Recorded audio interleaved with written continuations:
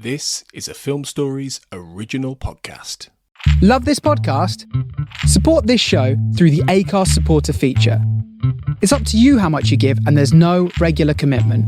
Just hit the link in the show description to support now. Explaining football to the friend who's just there for the nachos? Hard. Tailgating from home like a pro with snacks and drinks everyone will love? An easy win. And with Instacart helping deliver the snack time MVPs to your door, you're ready for the game in as fast as 30 minutes. So you never miss a play or lose your seat on the couch or have to go head-to-head for the last chicken wing. Shop Game Day Faves on Instacart and enjoy $0 delivery fees on your first 3 grocery orders. Offer valid for a limited time. Other fees and terms apply. Hey, I'm Ryan Reynolds. At Mint Mobile, we like to do the opposite of what Big Wireless does. They charge you a lot. We charge you a little. So naturally, when they announced they'd be raising their prices due to inflation, we decided to deflate our prices due to not hating you. That's right. We're cutting the price of Mint Unlimited from $30 a month to just $15 a month. Give it a try at mintmobile.com/switch. $45 upfront payment equivalent to $15 per month. New customers on first 3-month plan only. Taxes and fees extra. Speed slower above 40 gigabytes. See detail. The holiday season is now approaching, but at BlueNile.com, there's always something to celebrate. Whether you're looking for everyday elegance to elevate a casual outfit or a statement piece worthy of your biggest holiday looks, Blue Nile brings sparkle to any occasion. With some of the highest quality standards in the industry and jewelry experts on hand to answer any questions, you can be confident in your purchase. Right now, celebrate the season with 30% off at BlueNile.com. That's BlueNile.com.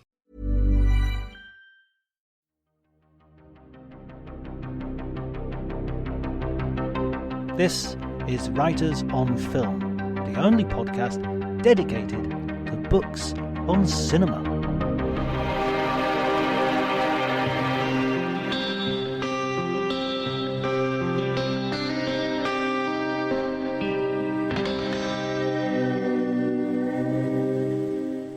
Hi everybody and welcome to Writers on Film. My name is John Bleasdale and I am your host, a writer and film critic. I am going to be talking to Thomas M. Puhr today. He is an academic and writer.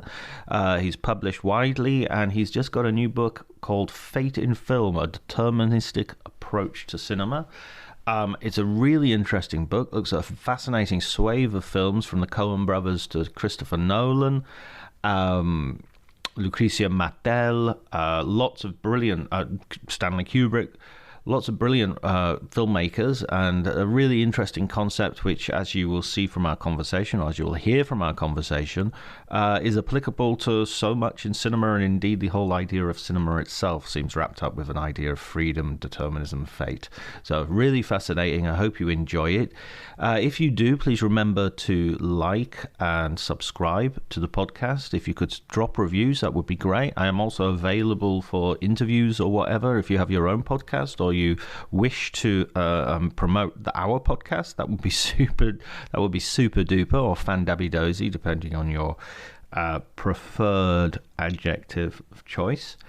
You can follow me at Twitter at Dr. Jonty, DRJONTY, where I tweet far too much. So you might want to follow me, mute me, and then follow me, and then mute me, and unmute me when you feel like it, because I understand Twitter is a disease. I think Twitter is a pathology. I mean, I get a lot from it, especially humor, especially film recommendations.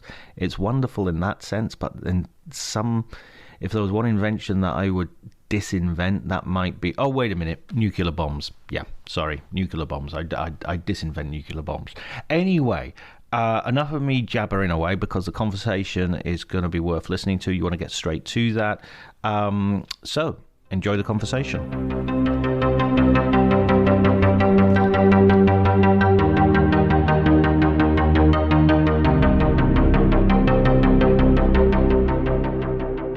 I had a similar experience to you, actually, because I'd been writing articles for different publications here and there, online magazines and so forth, for some years, and then kind of looking back on them, I realized that a lot of them either explicitly or implicitly had to do with this idea of fate or determinism, or characters' lack of freedom, or their delusion that they control their lives. And I kind of realized after the fact that I'd been writing about that, I guess, kind of subconsciously for years.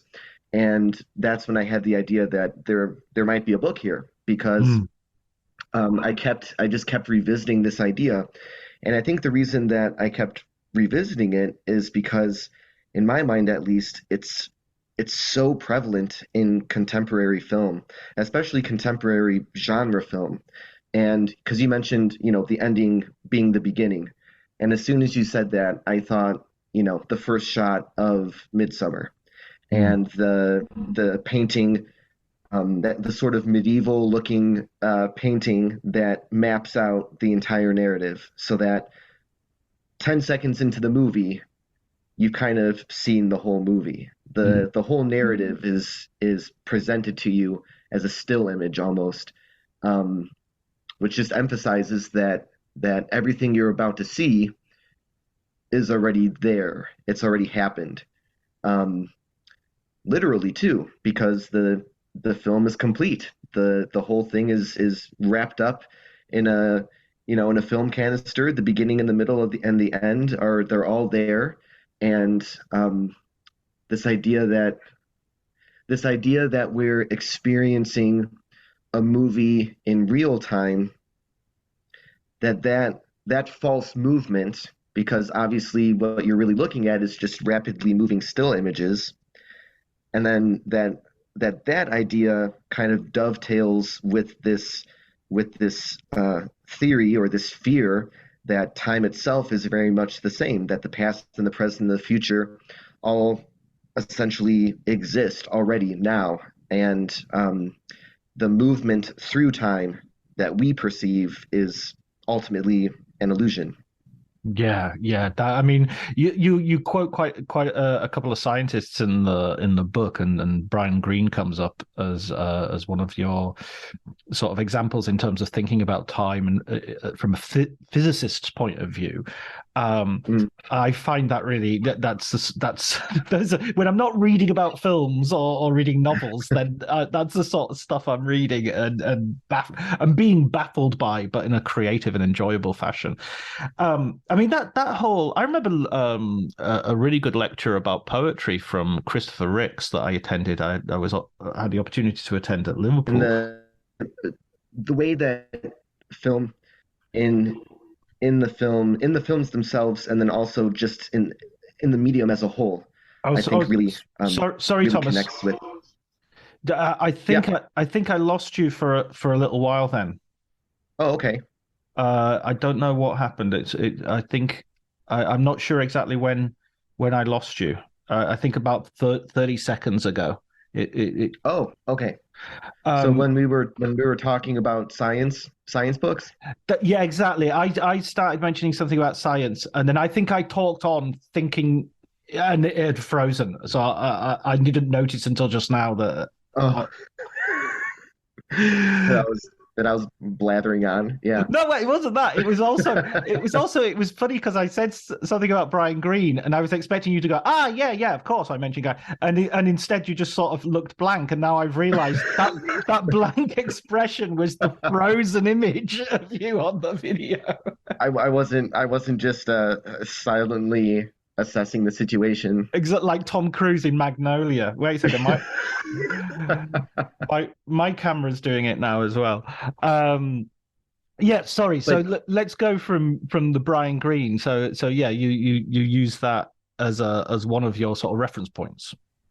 Yes. So his book, specifically The Fabric of the Cosmos, was really helpful for me. And I'll preface anything I'm about to say with, I am anything but a science expert, and the science that I draw from is really, I guess, like popular science books, like you said, that kind of general reader text about time and black holes and the universe, and I just find all that really fascinating. And the metaphor that Greene uses in his book when he's tackling this idea about whether all of time past, present, future sort of already exists as this discrete object almost. He uses two metaphors. He compares it to a bread loaf, and he compares it to a bread loaf, and he also compares it to a frozen river. That, there's this idea that time is like a flowing river, and that makes me think of like stream of consciousness writing. Even there's this idea that your lived experience is like this malleable, flowing experience, but that it might in fact be a frozen river. And he even, in that very same book, Fabric of the Cosmos, he even makes a connection to film. He says that, like the still frames in a film, the different time slices in the time river, or the different time slices in the time loaf, pick your metaphor, it's the same sort of idea, that they coexist. There's like this temporal simultaneity that is just sort of beyond our perception. We, in theory it makes sense, but it's difficult to square that theory with the notion that we can change our futures, or that we have, total uninhibited freedom in what we do and where we go and how we think. Yeah. But at the same time, it's like it's like a dance. If the dance exists, that it's choreographed and there are certain movements and there's a beginning and a middle and an end. But at any point during that dance, you are making the decisions to create that moment. Those series of movements. No, I find that fascinating. So one example you use in the introduction, which is a brilliant moment of, I don't know if Freud, it would enter into the Freudian idea of the uncanny, but that idea of in The Shining, you have this flashback, in the sense that, as a viewer, you have a flashback. When you see a photograph on the wall, you sort of suddenly go, oh, how many times has he walked past that? How many times have we seen that? Have we walked past that? Could I rewatch it and zoom in and find him already there? Yeah. Oh, I love that shot. And one of that was a realization I had while writing the book. That was kind of like an aha moment for me while I was writing, because it's such a baffling shot, and I think we're kind of built as movie watchers. When you see that scene, your kind of knee-jerk reaction is, oh, okay, he's been like sucked into the past. He's been like absorbed by the hotel somehow. But then, like you said, I think another possibility that is maybe less often discussed is the possibility that he's always been in the picture. That, the whole time that they were in the hotel, and all the time leading up to the hotel, and it's not like he was sucked into the picture. He was always in the picture, and if he was always in the picture, then like they say in the film, you've always been the caretaker. So he's that's kind of an interesting way, I think, that Kubrick makes the past and the future kind of feed into each other in a really interesting way. Absolutely. I don't remember that, so I'm saying this, and this might well be a misremembering, but I have a feeling that ending with the photograph was kind of like a really last minute addition to the process of shooting. I'm not sure. Do you remember if that's the case, or? I honestly don't. I'm not sure. That would be interesting to know. I can't answer that question, but I do know that there was a cut sort of epilogue that showed that's like Wendy in the hospital, I think, and then she's notified by the authorities that they couldn't find Jack's body in the snow, I think was the thing that they cut. I think Roger and the Ebert talks about that in and the his ball review. bounces. Apparently, the ball bounces from that Danny was playing with somehow. Oh, really? Yeah, it turns up in the scene. I think I've seen that cut. I'm pretty sure I've seen that cut. Oh, it exists? It's oh out there? yeah. There's an extended version. I think they might have even released it sort of relatively recently with one of the anniversaries that came up. I gotta check that out. And I would love to see it, but at least thinking about it on paper, I'm glad they cut it. Because I think it's if you said, oh, like, his body disappeared, ooh, then that reinforces I would say, like, the kind of simpler interpretation that he was somehow sucked into the past.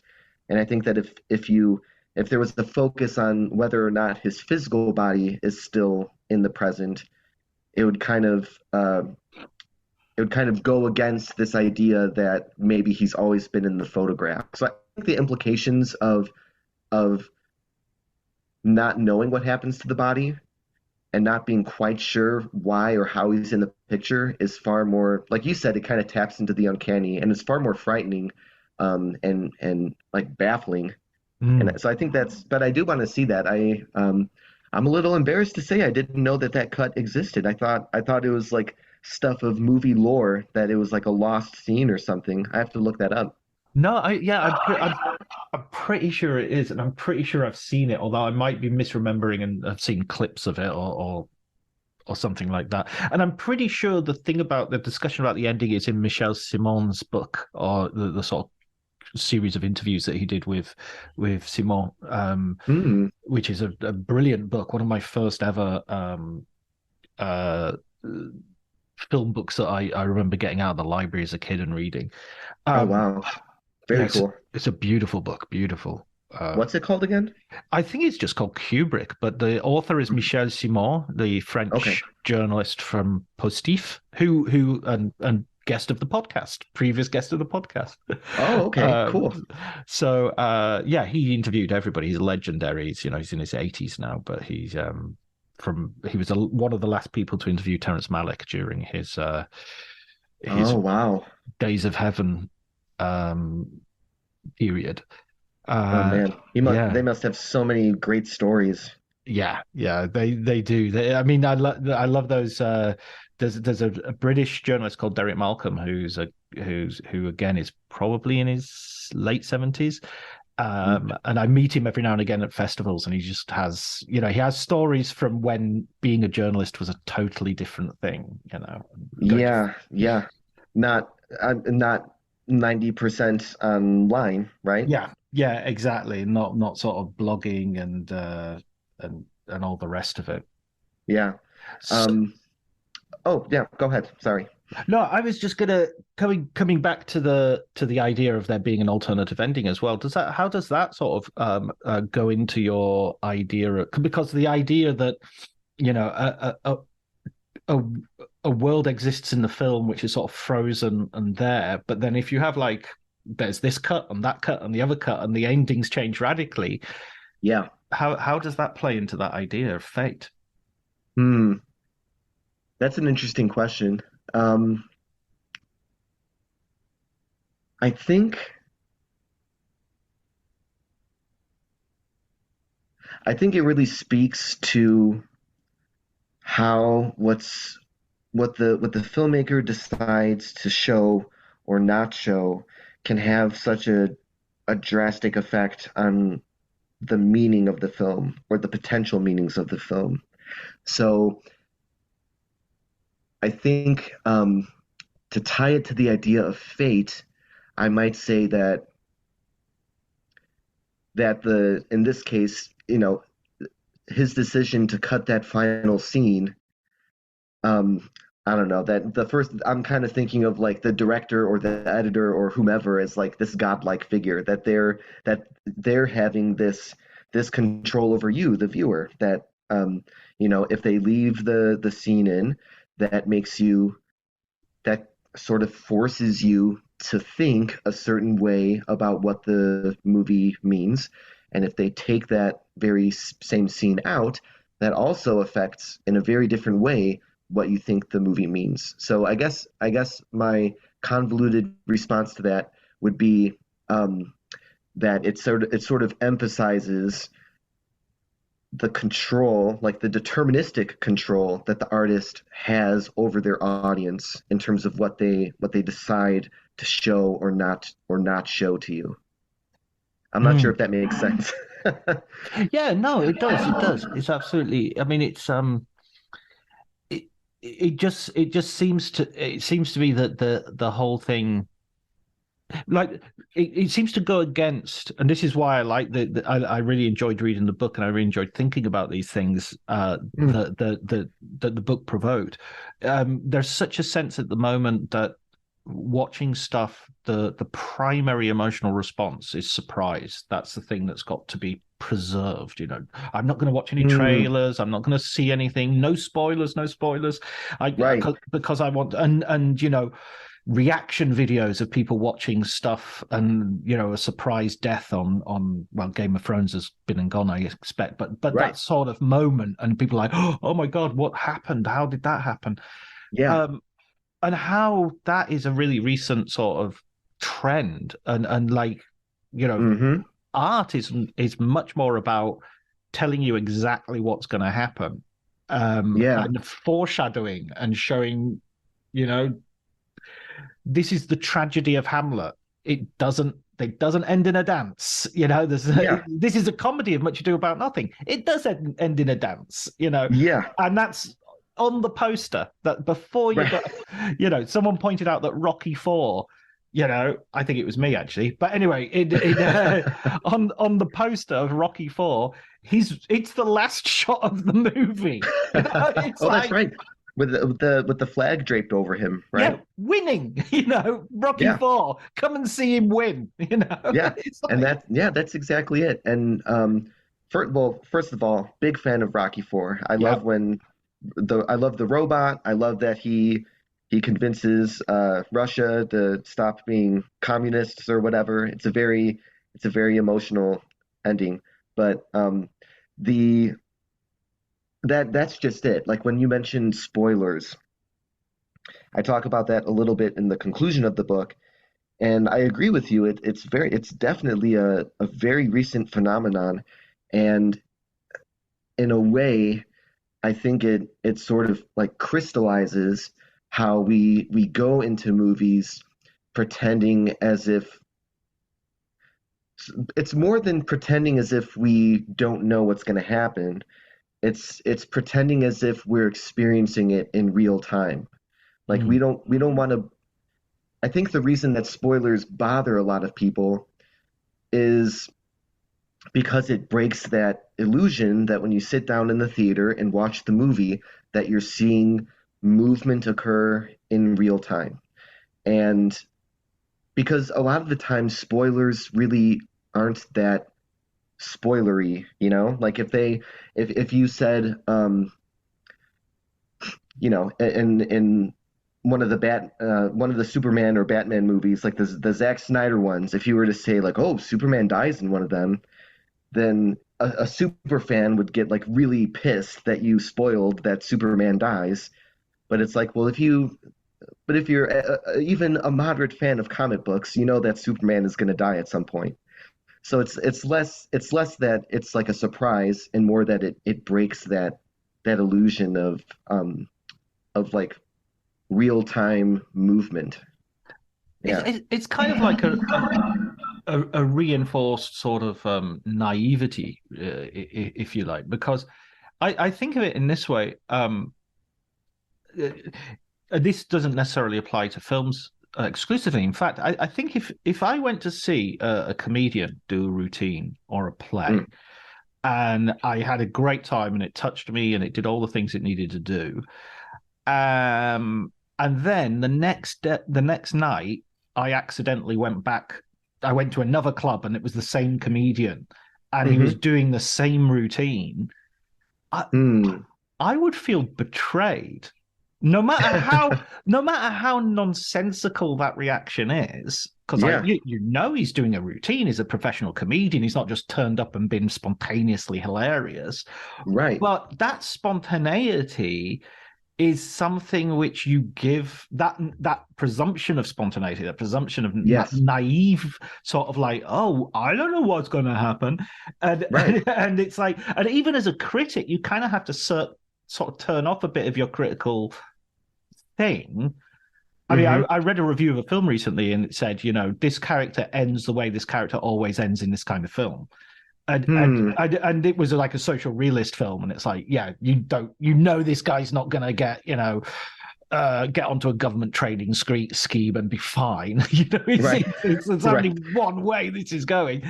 And it's kind of like, I felt a little bit that the critic wasn't playing the game. It was like, oh yeah, that's true, but it's almost like an argument against genre, because genre is about pretending that this thing is spontaneous, but we all know it's going to end badly or well or whatever, depending on the genre. Yeah, for sure. And I think what you said about seeing the same, like accidentally seeing the same set again and feeling betrayed, that kind of reminds me of the remakes that I talk about that I write about in the book. Specifically the carbon copy remake, where a director, to the best of their ability, tries to replicate as close as possible, shot for shot, an entire film. And so, like, I write about Gus Van Sant doing Psycho in 1998, and Michael Haneke doing Funny Games again in America in 2007. And I think it's kind of the same idea, because they're in both cases, I think both directors were very open in publicity, for example, and saying, like, my goal was to truly remake it shot for shot, and yet that was kind of like a common criticism of those films, and it's like, well, like you said, you're not, if you're going into it knowing that that's what they wanted to do, and then you feel like betrayed by that, it's kind of like what you said. You're not playing the game. You're not playing. They're inviting you to play this game, and you're kind of refusing to play it.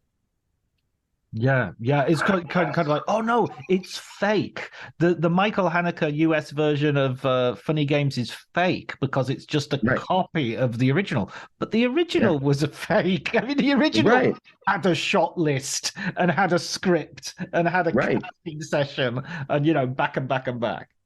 Exactly. Yeah. And then especially Funny Games is especially interesting because obviously it has that notorious remote control scene.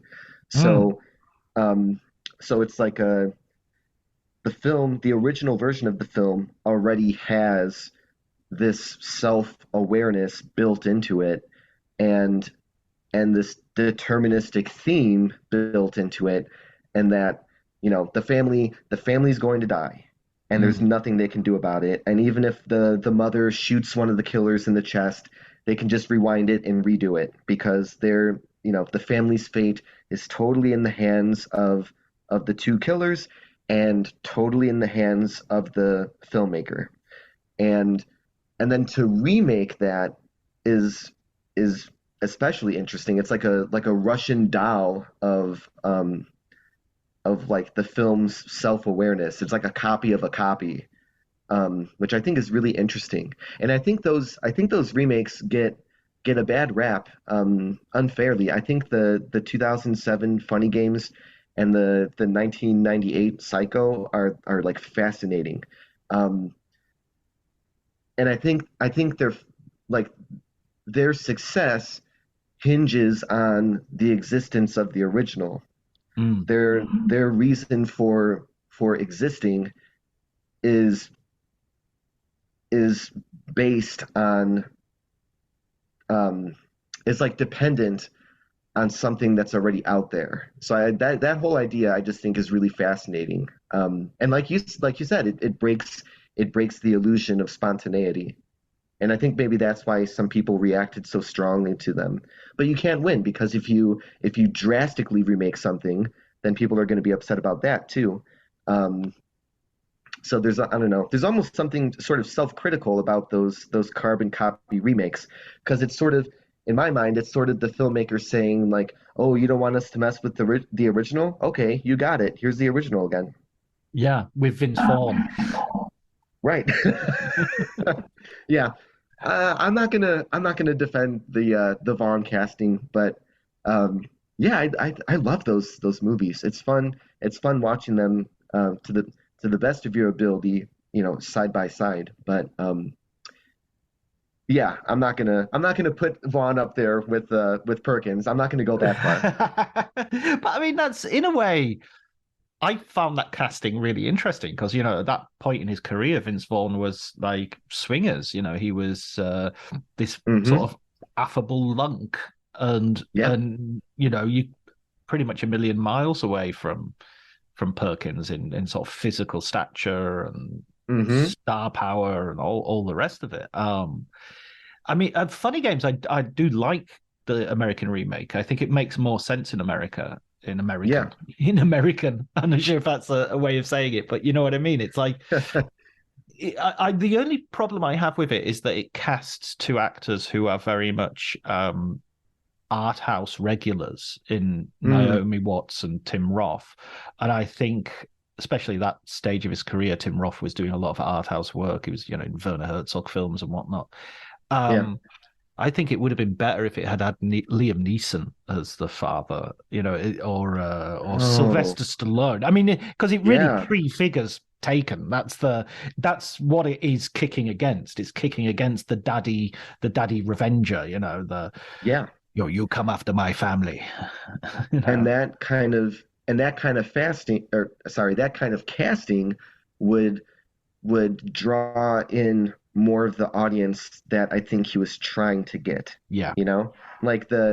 Because Haneke said the whole point for really his only reason almost for remaking it was to make it more accessible to the intended audience, being Americans. Yeah. And I think the film, like the remake, would have been more successful if it was packaged in a way that would kind of trick the everyday moviegoer who goes to it thinking that they're going to see, a Taken, and then just being blindsided by it. But it wasn't like packaged and delivered that way in the United States. It was very much, it had like a pretty big release, but it was very much sort of advertised and promoted as like a sort of art house film. So I think it failed.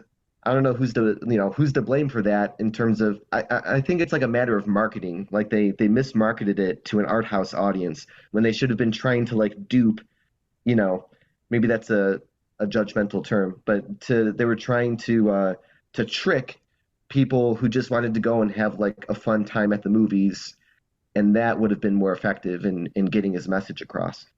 But I think actually your choice of word there is right, and that's probably why they didn't market in that way, because they didn't want to have a host of very angry people going, okay, you've mismarketed this to us. We thought it was this and it's something else. I think there was a thing there that wasn't necessarily accidentally mismarketed. It was probably quite consciously. We can't have families turning up expecting to see Bruce Willis kick ass, and they're just coming out and questioning their existence. Yeah, exactly. And I mean, going to the heart of your thesis, that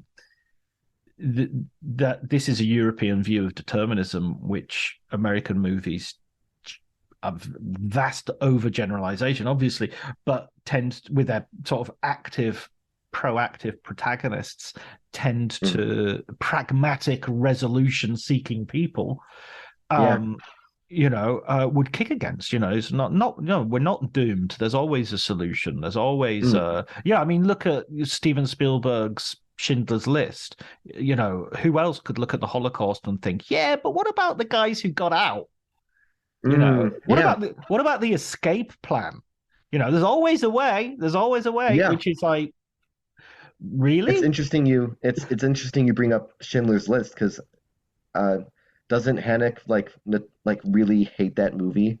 I've seen I think I saw in an interview that he was upset by that movie, and that Spielberg was like creating using the Holocaust as a way to generate suspense is I think what he took issue with.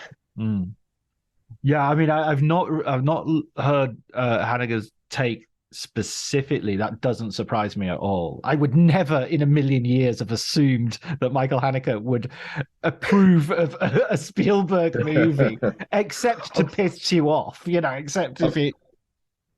Yeah, although I did hear that I read somewhere that I guess he was a big fan of Paul Schrader's Dog Eat Dog, which is really interesting because that is like the total opposite of the kind of movie you would expect him to like. But Dog Eat Dog still has, the guy's screwed. I mean, Yeah, it still has a really true. pessimistic sort of view of the universe. That's true. What about a big one of the whether I want to go into some more of these films because one of the things that I loved about the book was there's such an excellent choice of movies that it really keys in with a lot of the films that I'm interested in as well.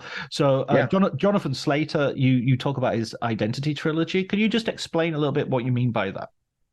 Oh, sure. So he only has 3 feature films. So it has to be a trilogy. Yeah, so it has to be a trilogy, and that's it. What's your next question? Okay. No, it's Sexy Beast, Birth, and Under the Skin, and superficially they seem to be very, very different films. So Sexy Beast being a very stylish, sort of like poppy gangster film that's funny and colorful, and has like a Brit-pop soundtrack. We've got Birth, which is this very austere melodrama about reincarnation and these very like muted colors, and it's a very romantic movie also, I think. And then Under the Skin being as far away from those as you can probably get. Under the Skin is his closest to something like an avant-garde film or even like a silent movie. There's so little dialogue, or so the dialogue is almost like secondary to anything that you see on the screen. And of course, there are 3 very different genres. So you've got the gangster film, you've got the spiritual melodrama, and you've got the abstract science fiction film.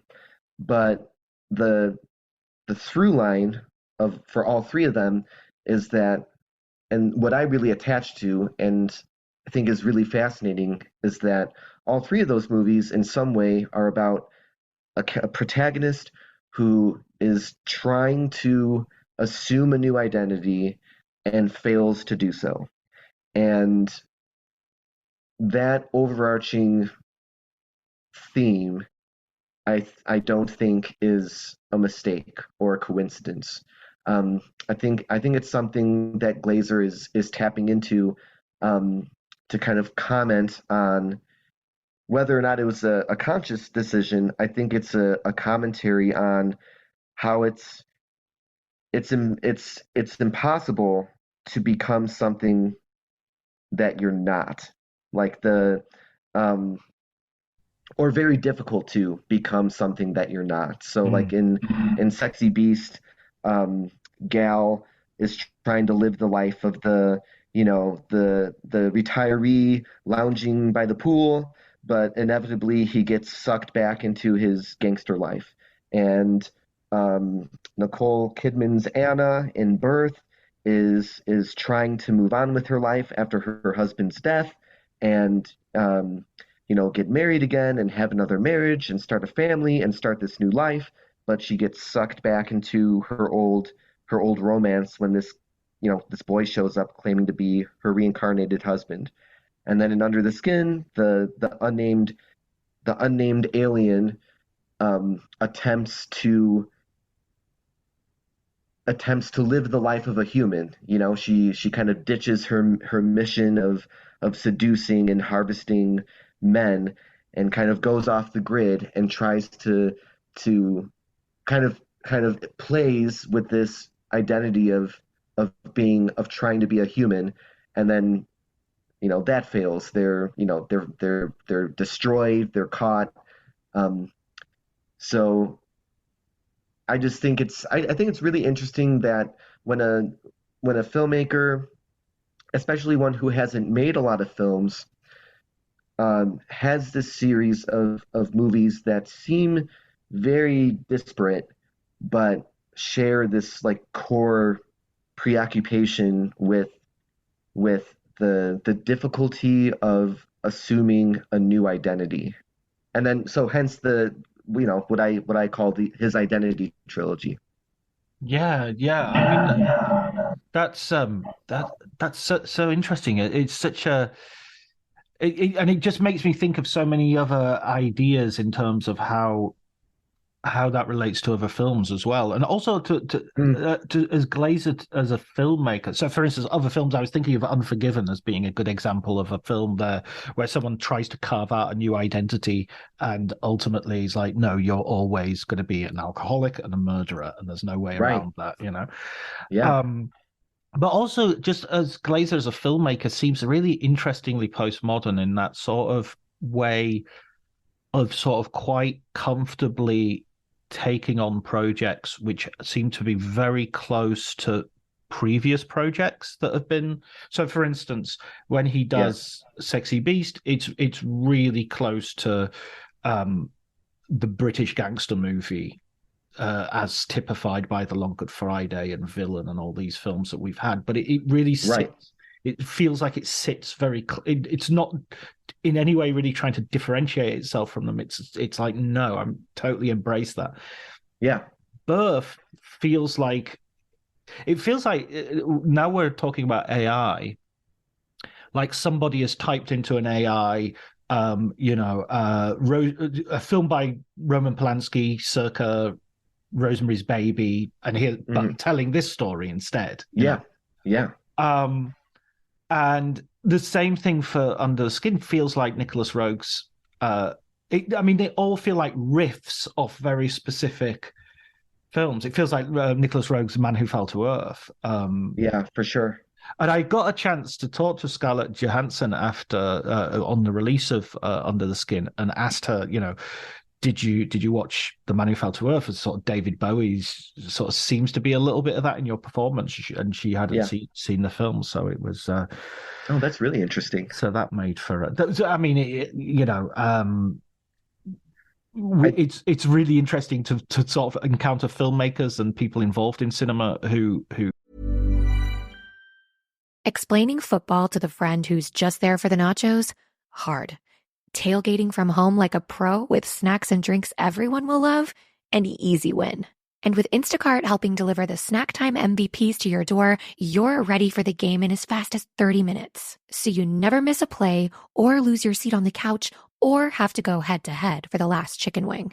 Shop Game Day faves on Instacart and enjoy $0 delivery fees on your first 3 grocery orders. Offer valid for a limited time. Other fees and terms apply. My dad works in B2B marketing. He came by my school for career day and said he was a big ROAS man. Then he told everyone how much he loved calculating his return on ad spend. My friends still laugh at me to this day. Not everyone gets B2B, but with LinkedIn, you'll be able to reach people who do. Get a $100 credit on your next ad campaign. Go to linkedin.com/results to claim your credit. That's linkedin.com/results. Terms and conditions apply. LinkedIn, the place to be, to be. For very good reasons, don't spend as much time watching films as we do, because they're having way too much fun being film stars. Yeah, that's fascinating. You're right, absolutely. That he very much is aware of sort of like the ancestry of the genre he's working in, Right. and in many ways respects the expectations of that genre. You know, the under as strange and, you know, challenging as Under the Skin can be, it has the, you know, it has the creepy music, it has the scary harvesting scene. You know, Sexy Beast has the big complex, clever heist. Birth has Birth has sort of like the like strange family dynamics that you would see in, like you said, like a Rosemary's Baby. So I agree. I always find or it even really, just like the haircut of the Mia Farrow yeah, haircut, you know, it's absolutely, yeah. And and how they explore, you know, motherhood and marriage, and, you know, the sort of the husband who has, you know, maybe ulterior motives, and it's all there, but it's but he plays with it too. So I like that. I think that's something that I love about genre films, is when filmmakers kind of they decide to play in that sandbox, but they also mess around with it too. So they got like one foot in tradition and another foot in just like breaking the rules in that tradition, while somehow still honoring those rules. I mean, another film that sort of keys in with this idea of fate as well, and does a similar thing to what you're describing, I think, would be No Country for Old Men, the Coen brothers film. Because, you know, again, if you're the jaundiced critic watching that, you're thinking to yourself, okay, this guy's not gonna survive this movie. There's no way he's surviving this movie. Right. And so, you know, the whole of the pursuit is based on doom, you know. Yeah. But then the play That's a great example. The twist and the play that you're talking about is that final confrontation that you're expecting happens off screen, and you just come across the aftermath. It's like you want to follow these two stories, but there's no, you know, inevitability that you're going to actually swap over to them at the right point. You're going to be following the wrong guy when this happens. Right. Yeah. I love that. And I love, speaking of like bucking those expectations of like the chase film, that Anton Chigurh just like, he just wanders off, and there's no, like you said, there's no big showdown. You might expect, you know, the big confrontation between him and the Tommy Lee Jones character or whatever. But no, I mean, he gets in a car accident totally by accident, total coincidence, and wanders off, and then that's it. He's gone. But like you said, that in many ways that's a film that is just embodies the genre too. It has so many, it's full of so many like unbearably suspenseful set pieces that if you're a fan of the chase film, or if you're a fan of the crime drama, there's plenty of stuff in that movie that you would just like eat up, because it like captures exactly what you would want from that genre, but then also kind of pulls the rug out from under you in other respects. Yeah, Tommy Lee Jones is a policeman on his last job, and he's going to retire, and it's sort of so weird to see him actually retired. So, I mean, that's the last scene. Right. The last scene is him going, "What are you going to do today?" I don't know. No, I'm not a policeman. I had a dream last night. I've got time to tell you about this. I'm not going anywhere. So, you know, and that, I think that the surprise of how that film ends is totally earned by the fact that you've seen Anton go on, and so when you're watching Tommy Lee Jones, you know, prattle on about the dream. I mean, I love that scene, but that's what he's doing. You're kind of the genre person inside you, the seasoned watcher of this kind of film is waiting for the telephone to ring. Because someone's going to ring and going to say, hey, you know that guy you were looking for? We just got to call it on the radio. Right, why they're suddenly from New York and New Mexico now. I'm walking here. I got a telephone call. Yeah, but you expect it. Yeah, exactly. Even though you shouldn't. Like if you you're in the Coen brothers' hands, and you know that there's all sorts of, like you said, with the scene with him wandering off, they're very much, or the scene where you do not see, what's his name? Josh Brolin. Josh Brolin. You don't see Josh Brolin's death. So there's all these very clear announcements that they're not here to give you what you think you're going to get. But you're right. I agree with you that even so, up to the very final moments, you're still expecting that phone call, or that that twist where he shows up at the house, or whatever. Yeah, he goes out on the porch and he's sitting there. I hear you've been looking for me, Sheriff. Right, right.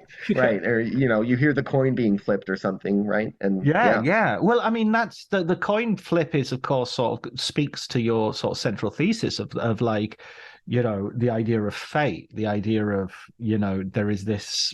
It can go heads or can go tails, and the way it's going to go, that coin has been traveling through its entire history, right, to get to this point, right? And I love the wife character in that film when she refuses to call it, and it's such a powerful moment, and you hear her and you're like, yeah, like, good for her, like she's not playing his game, but to not play the game is to still play the game, like if you refuse to play, he's still going to play for you. He's going to force you to play. Yeah, but I see what you mean, and me as a complete moral coward would be like, oh, screw it, heads. I'm not gonna. I mean, I wish I was, but what she gives you is, I think, is a third way to your sort of the proposed idea of determinism, no freedom, or some room for freedom, and she carves out a sort of third route of like, I'm just not going to give you the benefit of meaning. I'm not going to give you meaning. There was a brilliant Holocaust film by the actor Tim Blake Nelson called The Grey Zone. I haven't seen that. Right. I want to. Well, there's a superb moment in that where someone is... they're having an argument. One of the Jewish sort of doctors, basically, who has been assisting in the medical experiments in the camp as a way of surviving. Obviously that choice is not a choice that is just an open choice for him. Right.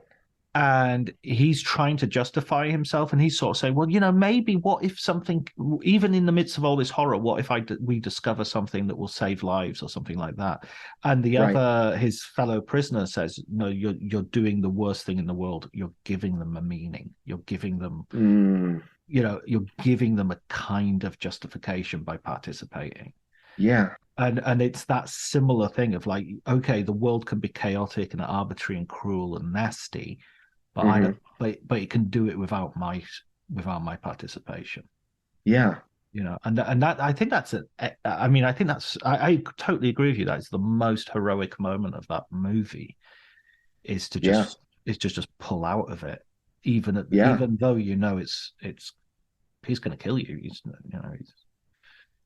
And that makes me, this might be an odd connection, but it almost makes me think of that character in Hamlet who, like the little side character who turns out to have this big heroic role in the narrative. There's, I think it's like a guard or something. It's been a while since I've read Hamlet, but there's a guard who comes out and has like two lines and is like, wait, like, you don't have to do this. and then is quickly like, taken away or whatever. And I think C.S. Lewis wrote an essay about how that was like his favorite, that character who has two lines in Hamlet is like his favorite character in all of Shakespeare, because he was the one to be like, no, it doesn't have to be this way. So yeah, those I live for those like little moments in films, like that tiny little like blip that shows a character kind of going, I don't know, going against the grain, or like calling out this like vast controlling system for what it is. They can't escape it necessarily, but they exercise some control, at least by being aware of it, I guess. Yeah. I mean, it's almost as if it goes with the meta idea that we're watching a film with characters reading lines, doing something, and trapped inside a plot and inside a genre, inside a narrative. Yeah. I mean, horror films, and this will bring us to some other movies that you mentioned. I remember there was a film. I miss it. It doesn't happen so much these days. I really miss it when you would hear about a film and not see it for ages. You'd hear. So everybody was talking about Wolf Creek, and everybody had seen it, and they were talking about it. But for some reason, I was in Italy. I couldn't get, and somebody finally turned up with a copy of the DVD, and I watched it. Yeah. And everybody had talked about how gruesome the last half an hour is. And but what I found incredible about that film, that the first hour or so, it's like one of those, it's like Psycho or Audition, maybe, that it starts as generically as one thing and then shifts into something else. So at the beginning, it's just kind of a road movie, and you're getting to know these characters, and the characters are very well acted and very well written and very realistic. And I found myself, because I knew this isn't going well. They're trapped in the horror genre. Right. Right. Can't this be a comedy? Do we have to go there? Yeah. It seems so nice. You know what you're. Well, I love how you said that. Trapped in the genre. That's just it. I don't know. That makes me think almost of. I know I mentioned it already, but it makes me think of Midsummer again. That minus the opening sequence, which is very horrific. A good chunk of the movie is like an exploration of a culture. It's almost like an ethnographic analysis of this subculture, and it's funny too. It's really funny in at points, and then you like the characters, you care about them, you enjoy like hanging out with them. The like ignorant friend who's like vaping during the ceremony is funny, and he's kind of a jackass, but you like him, but that it's not going to end well for him. That he's going to become the skinned fool at some point.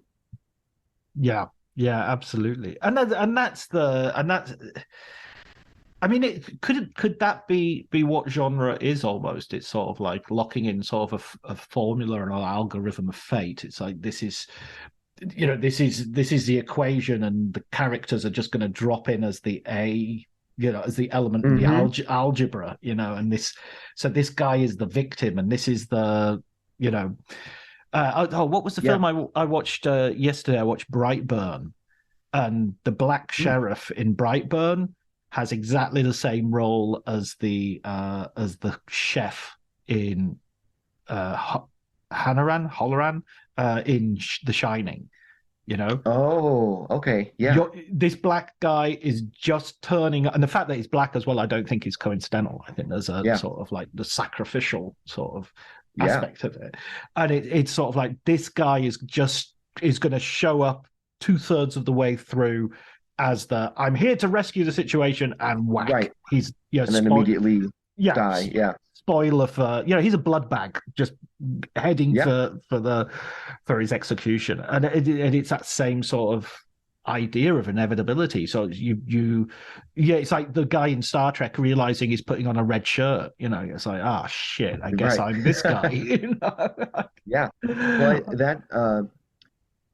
I think that's a beautiful way of putting it. It's this equation, and these characters are just being plugged into this equation. And Because you mentioned Kill List and the Ben Wheatley film, and that yes. is almost it's very similar to Midsummer. I'd love to hear more of your thoughts on that film. Oh yeah, I love Kill List. It's brilliant, Kill List isn't it? It is, and it's one that I'm glad I went in fairly cold. I knew that it was like a crime film with like maybe some horror elements, and that's really all I knew. And it just blew me away. And I think like the folk horror genre is especially like fertile territory for this idea of people just being plugged into an equation. So like I forget his name, but the main character in Kill List, you could, once you see the whole movie, and speaking of spoiler alerts, here comes one, but once you see the whole thing, you realize that he's always been that person. He's always been set up to be the one to sacrifice his family. And there's that amazing scene towards the beginning where he's kind of having like a play sword fight with his family, and I think his son, correct me if I got this wrong, but his son is on like his wife's back, and he's having a sword fight with them.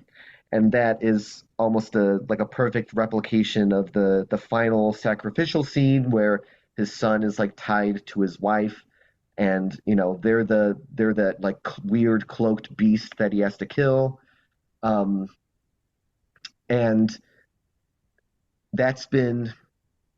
that role has been assigned to him. That dark organization, whatever they are, their motives and reason for existing is never explained. Maybe it can't be explained, right?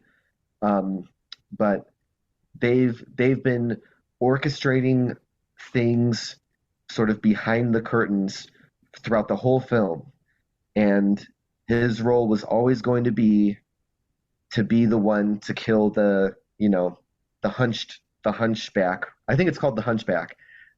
He was always going to be the one to kill the hunchback. Yeah. And they've and just like that, I would connect that even to, I write about Hereditary. From the very beginning, Peter, the brother character,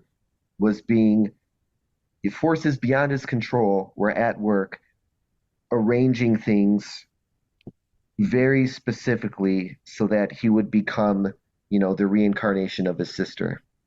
And,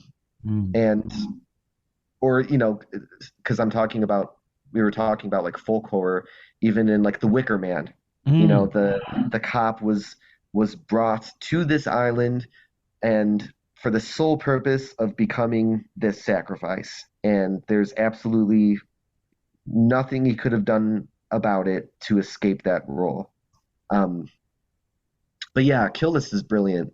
And talking about like playing with genre too, because that's one that has almost like a 180 from like, grimy crime drama to folk horror, like in with a snap. And but somehow it works. It's startling, but it works. It doesn't feel like a trick. And I'm not quite sure how Ben Wheatley pulls that off, but it's very impressive. I'd argue that there's also in his choice of editing, his choice of performances, the way the performances are, it plays out at the very beginning almost like a Mike Leigh film or a Ken Loach film, which is and they do movies which you would, I think wrongly would be categorized as sort of outside of genres, and social realism is sort of like, of course social realism is its own genre. It has its own markers. The fact that Kill List can kind of do that, and at the opening, that the scene of him and his wife arguing, the party, could easily be from a Pinter, could easily be from some sort of British TV Mike Lee Abigail's Party sort of thing from the 70s or 80s. It's just very naturalistic. It's very the documentary almost. The cutting is really off-puttingly unprofessional, if you know what I mean. It's not smooth. It's not a movie. It's not a slick crime drama, and then it goes into that, and then it goes into the horror. So it's sort of like, it's like three movies. You're totally right. And by far the best thing he's ever done as well. It's like, agreed. And the kitchen sink stuff in the beginning is fantastic, and I love Isn't the opening scene and the first shot is like in medias res, where it's like mid argument, and I think the first line is the wife like screaming into the camera like, there is no fucking money. You know, they're having this big the marriage might end argument, and we're just like thrown right into this thing. Exactly, and it's brilliantly innovative in the sense that I love films which start with something really big like that, where you don't even know who are these people, whose side am I supposed to be on, I've not been introduced. It's sort of like it's an unwarranted intimacy that's being forced upon me. I should get to know these people before I get to this level of naked honesty. It's really off-putting, and it's really brilliantly keeps you constantly off-put. Is that a way I can say it? I think so. I think that works. Okay. What about there's another film that I want to do, and I know we're coming towards the end now, so I'm very aware. I'm just so aware that so much I want to talk about in terms of this book and in terms of these I'm happy ideas. to keep talking. Yeah. But on a sort of another, if you like, another sort of a filmmaker who you mentioned in your book, Christopher Nolan, of course, has with The Prestige, with Tenet, you talk about in terms of him playing with time, in terms of him Memento, of course, plays with time by going backwards. The Prestige with the doppelganger. These all seem to be, he famously has Syncope. His company is sort of a Esker style labyrinth. Is the he seems to be absolutely obsessed with fate as well, and the inevitability of having to fulfill certain roles. Yeah, I think so for sure. Tenet was really fun to write about. I have very mixed emotions about that movie.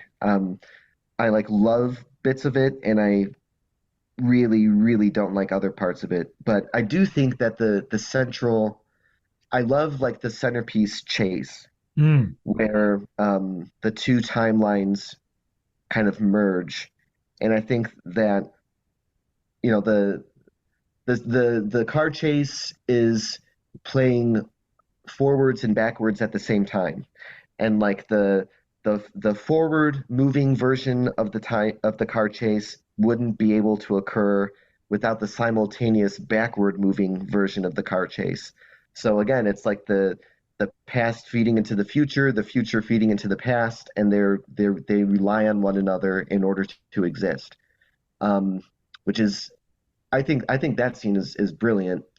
And I'm glad you mentioned the maze, because that's another image that I kind of keep returning to whenever I try to articulate my thoughts about the book and about certain movies. Of course, there's the hedge maze in The Shining, and there's this sort of part of the genesis of the book, and I talk about it in the introduction, is I kept returning to this idea of the maze and how that sort of embodies this idea of compatibilism, being, you you do have freedoms, sort of, but within certain constraints. You know, it's like walking through a maze. You can, if you reach a T junction, you can go left, you can go right. There's some freedom there, but you can't go straight. Right. And the wall in front of you is like the deterministic, you know, element to the choices that you can make in life. And I can't take credit for that. That's something I remember a philosophy professor of mine talking, like using that metaphor when explaining compatibilism, and that memory, which really stuck with me from school, when I made the connection between that memory and the central role of the hedge maze in The Shining. That was kind of one of the initial, like, yes, light bulb moments where I was able to start pulling these threads together of these different movies. But I'm interested in flipping that as well, because I mean, I don't mean by flipping it by contradicting it or anything, but there's also this notion that without obstacles, you don't have a map, in the sense that if I'm looking at that whiteboard, and I was really interested in you starting with that sort of the T junction, and it's a great, you get to choose, but you don't get to choose your choices. You know, you have the menu, exactly. the menu order off the menu, which I know as an American is almost the terrible thing that you can't do. No, you can't. Yeah. But imagine a whiteboard in which, or imagine the maze in The Shining, and he's looking down and there's no maze and there's just two people in a sheet of white. Right. That's also terrifying. Yeah.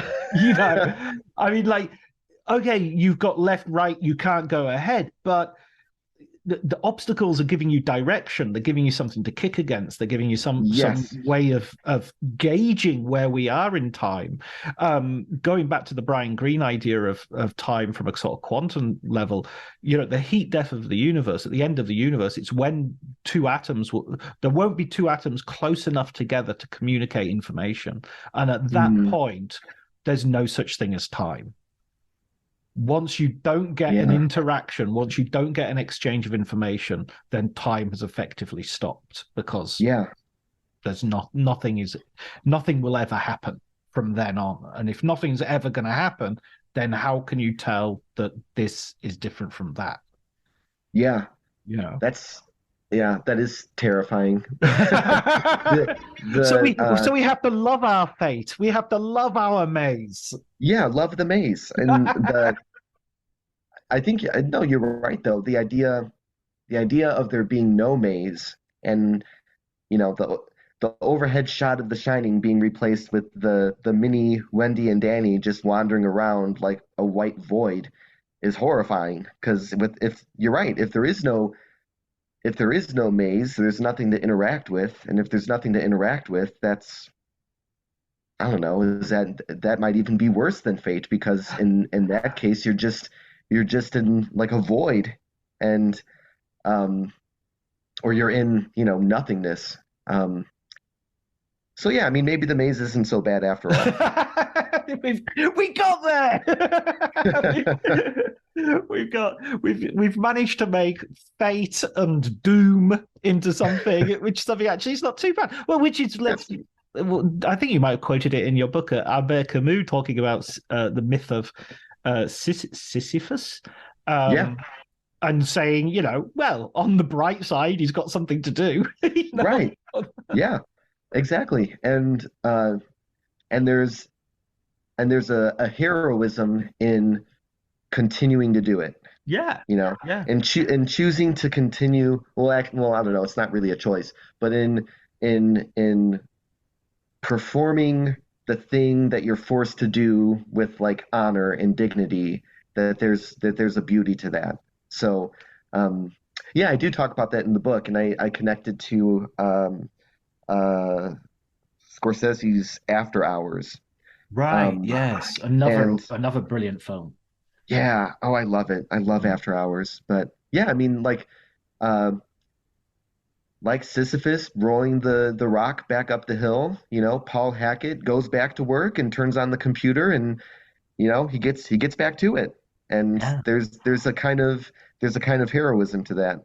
I like to think though that the minute that shot, well, I mean, you mentioned it that he sort of disappears from the shot, but it's Yeah. almost like the minute he's like 10 minutes later, he's in the bathroom sleeping on in the queue in the bathroom, giving like, no way I'm going to be able to work all day.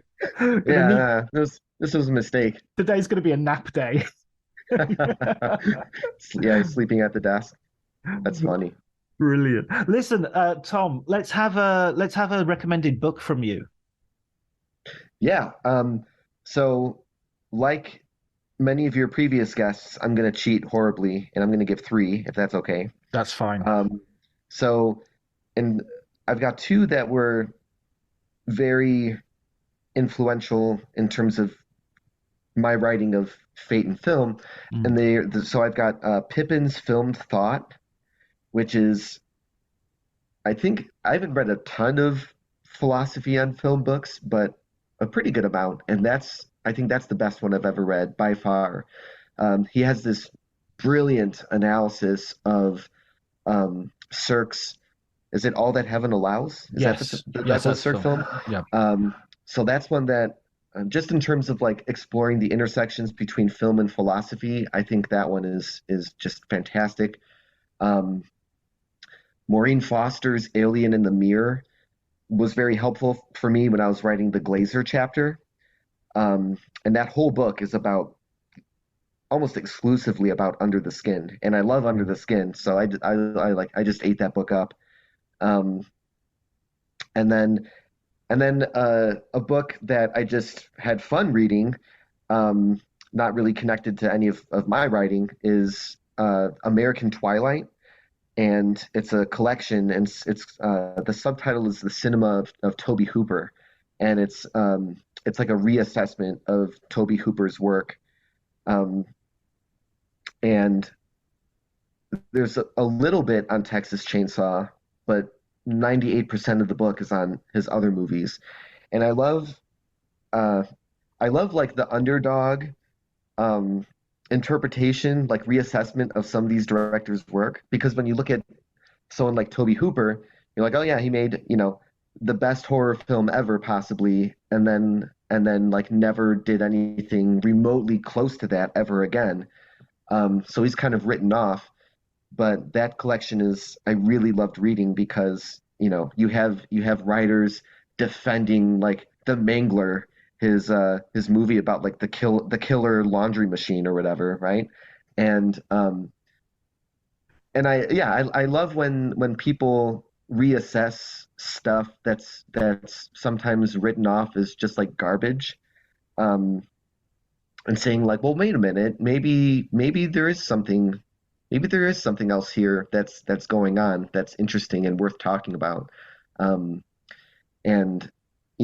when I finished reading the chapter on The Mangler, I was like, maybe the movie really is about like worker exploitation and and all this other stuff. And anyway, it made me look at his work in a different way, which I love, because he's one where a lot of his stuff is kind of written off post Texas Chainsaw. But does it have a chapter on Life Force? Yes, there's a chapter on Life Force, as like as sort of like that's his Hammer film, right? Basically, right. And I think he's even called it that himself. And then there's chapters on like his last one, Jinn. Right. There's a whole chapter on Jinn. So yeah, just it made me want to go and watch Jinn, which I thought would never happen.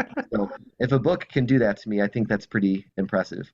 I'm quite fascinated by these film directors who the trajectory of their careers, are very sort of marked. I'll give you another example. Would be someone like William Friedkin would be someone who has had that sort of 1970s was huge and then couldn't get arrested for the, and then made sort of fairly disappointing films, and now has had something of a resurgence. Who's the other? In Italy, Dario Argento sort of, couldn't seem to put a foot wrong for a decade, and then somehow kind of, I don't know, just completely seemed to lose it. I mean, I know that some people say his last one is supposed to be something of a return to form, but it's like, it's like waiting for the good Bob Dylan album in the 80s. It's just like, it's just not good. Even if it, our definition of good is going to have to change if we're, if we're not going to be really disappointed. Friedkin's a really interesting one. I know one that I know that like he thinks is a very good film, and a lot of people don't think it is, but it's been like reassessed some in the past maybe decade or so. Would be like Cruising, which is certainly a very problematic film, but a really fascinating film. So I like a good fascinating failure. Those are always a lot of fun. And I really like Cruising. I'll stand up for Cruising. I think it's good. Cruising's good. That's another one that has a very strange kind of like baffling ending. Yeah, absolutely. Yeah. A little bit of him sort of rehearsing or redoing his French Connection ending, which seemed to be something that he could never get over. I think Live and Die in LA has a similar sort of, has one of those endings where he kind of, spoiler for Live and Die in LA, he kind of kills off his main character in a really surprising way, sort of preempts your expectation. Yeah, To Live and Die in LA and then Cruising both have the new protagonist very like moodily wearing sunglasses, right? Yes. Isn't that kind of the image? I love when directors like just shamelessly embrace redoing the same ending over and over. Like I love that Paul Schrader has copied the ending to Pickpocket at least 3 times, and I think that's great. I just think that's fascinating. I love when you can tell they're like obsessed with it, and like I went into the card counter and I was like, I wonder if he's going to do a riff on the Pickpocket ending with this one, and he did, and it wasn't surprising, but I loved it, and it's like their font. Their obsession. Exactly. Yeah. It's all a little signature at the end, a little flourish as they finish their work. Yeah, love it. Yeah. Well, listen, it's been brilliant talking to you, Thomas. I've really loved the book, and there was a moment where you mentioned Derrida, and I've been to the temple of high postmodernism, and I shriveled at the naming of the one who must not be named, and I thought, oh no, where are we going, please. But you managed to talk about really interesting, complicated ideas, but in a way which is very, very accessible and very and just made me want to go and watch these movies again. And as you can tell from this conversation, made me think of other movies you could apply those ideas to.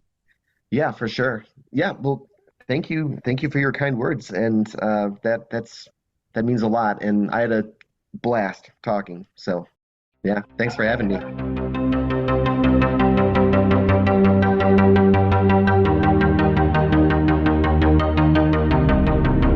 So that was me and Tom talking about determinism and film and so much more, and we really got into it. I'm glad I had the opportunity to talk to Tom, and hopefully we'll be having a further conversation some way along the line.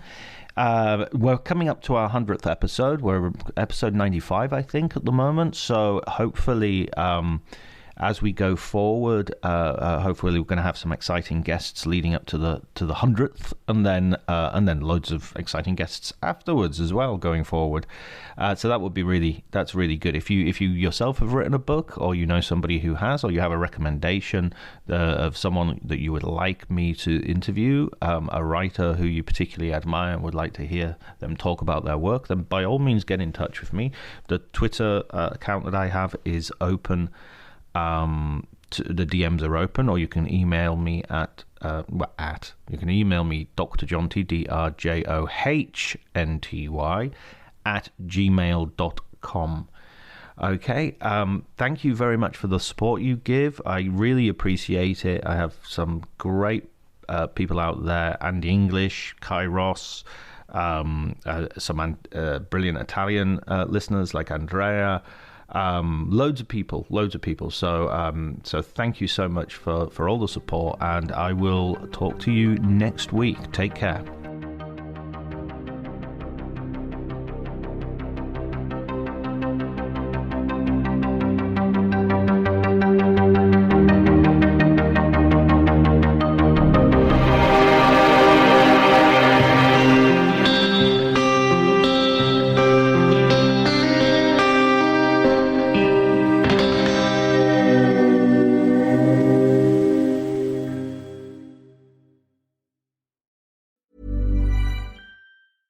As the days get shorter and the nights chillier, it's tough to keep up your fall workout routine. Thankfully, there's Alo Moves, the app that brings workouts and wellness to the comfort of your home. Join allomoves.com with code ACAST for a 30-day free trial and 20% off an annual membership. From yoga and Pilates to sound baths and meditations, Alo Moves has it all, with classes made to fit every schedule. Find your perfect wellness routine anytime and anywhere with code ACAST at allomoves.com. If there's one thing that my family and friends know me for, it's being an amazing gift giver.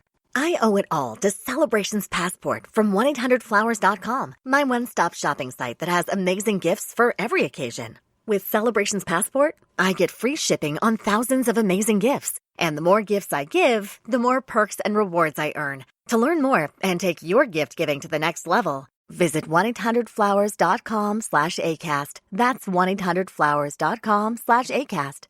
This episode is brought to you by Progressive Insurance.